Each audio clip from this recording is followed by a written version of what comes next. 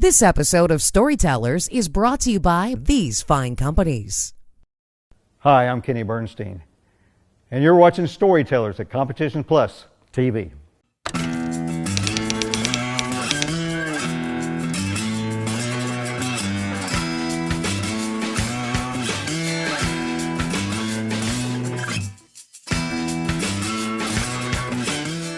They're in the line now, waiting.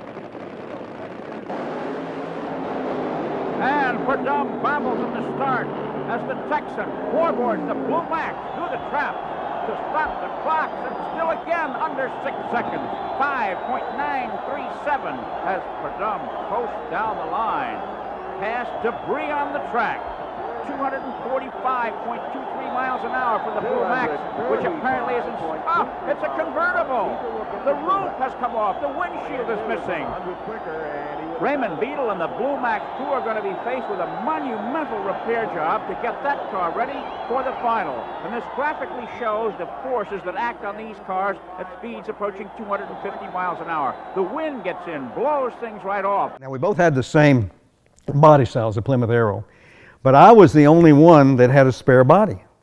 Only one that carried one.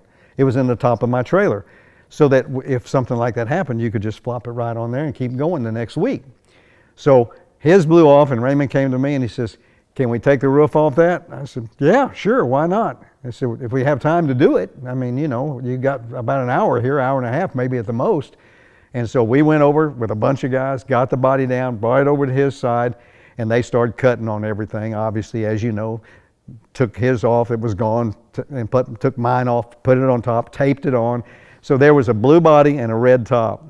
And that's how it all started, for him to run the finals. And then I said, "There's only one thing, you have to win now." And he didn't win. So that was not a happy time at all. But anyway, that's how it happened. We happened to have the only spare body in the pits, and it happened to be an Arrow just like his. So that's why we did it. And I remember this too, just so you know. One of my very first interviews I ever did on television, ABC Wild World of Sports, with Chris Economaki. And he comes over and he says, "Kenny, we want to do a story on this with you. So I want you to sit right here, and we're going to film this while they're working." And he came in and he says, and I love Chris. Chris says, "Now, Kenny, what's going on right here now?"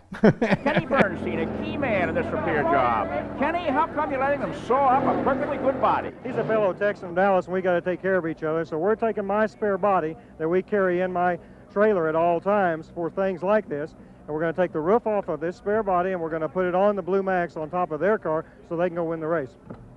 How about fastening it on? I see the windshield posts are cut. Will it be securely on it, Kenny? Oh, yeah, they won't run it unless it's correct. They'll fiberglass it in and pop rivet it in. It'll be brand new. I'll tell you, it'll be a nice, pretty car, blue and red. What's a body like this cost? Oh, a body like this, about $7 grand we're going through right now. Will you get a check for $7,000 tomorrow morning? Oh, we'll worry about that tomorrow, Chris. Right now, we got to get in the winner's circle for these guys. Did you ever just look at this and say, this is not going to work? Not on that one, we didn't, because the only reason it wasn't going to work is if you couldn't make the time to get back to the starting line. That was the only fear. The cars were identically the same, so there was nothing to take our roof off, chop it off, and put it on top of there, put some glue on it, and a bunch of silver 300-mile-an-hour tape, and off you go, because that's really what basically happened, you know. So, no, the problem was, can we do this in enough time and fix the motor, because it exploded itself, and get back to the starting line, which they were able to do. There must have been 50 people working on that race car, and the chassis and the motor and the bodies.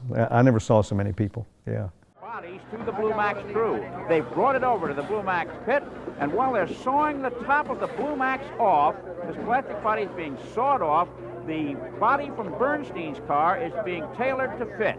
The question is of time, of safety, and will it pass inspection? How did it make you feel at the 1981 Winter Nationals when Raymond goes out with a hard top, comes back a convertible, and then you see all of your friends over there helping him put a roof to come try to beat you?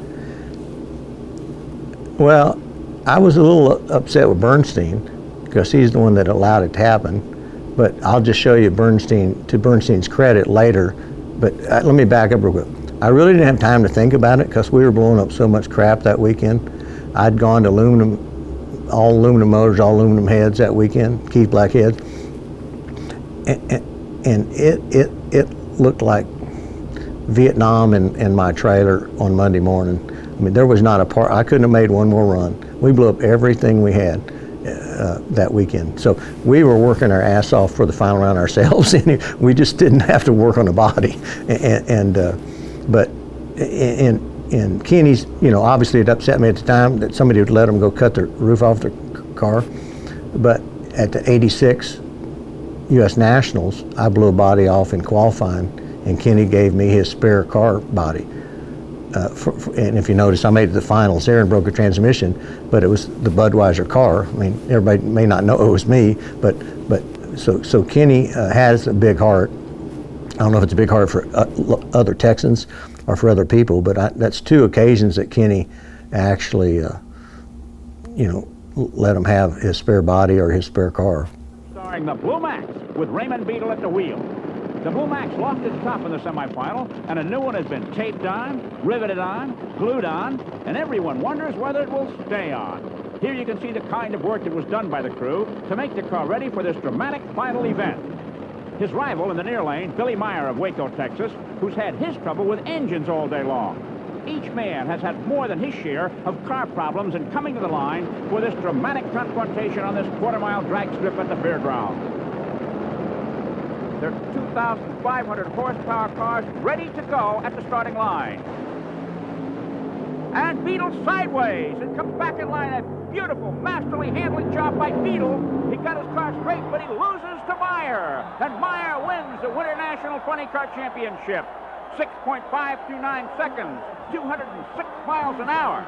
And Beadle coast to a stop. His roof did stay on. His speed at the end of the run, 236, 30 miles an hour faster than Meyer, who stopped his smoking car alongside. A dramatic finish to an exciting day for these two gentlemen.